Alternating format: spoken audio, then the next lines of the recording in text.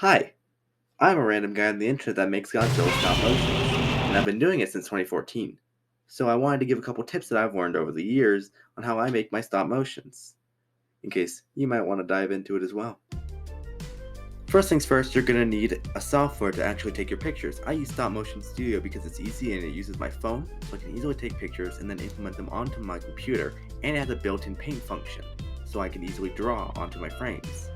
What's a frame? Well, a frame is a single picture in your stop motion. Now, if I were to put all of them, 12 frames, and let's say I put that in for 12 frames per second, 12 FPS, it would take 12 frames to make 1 second of film. This video is currently running at 7 frames per second. Now, if I boost it up to 10 frames per second, you can see it gets faster and smoother. Now let's boost that up to 12 frames per second, which is what I usually run at. So, as you can see, very smooth. Let's boost that up to 15 frames per second. Pretty smooth. Boost that again up to 20 frames per second. Wow, that's pretty fast. I go for 12 FPS, 12 frames per second, because it's simply easy and it also comes out smooth, and it's what a lot of other stop motion artists use. So the next step is a step called smooth in, smooth out. So you're starting out. You want to make your animation look not choppy.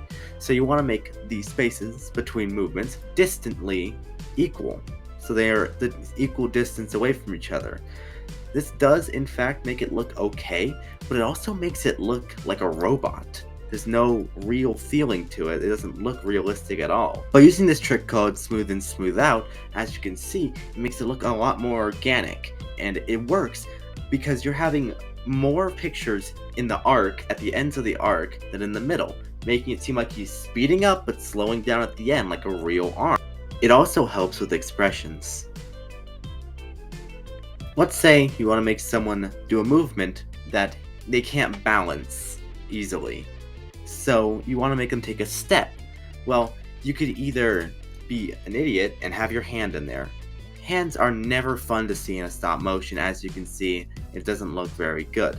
Some people like to use stands, and while most people don't mind it, I personally don't like stands, but it's mostly about what you prefer to use. I prefer to change my camera angles so that the part that my hand is holding isn't in the shot, and it works pretty well in my opinion.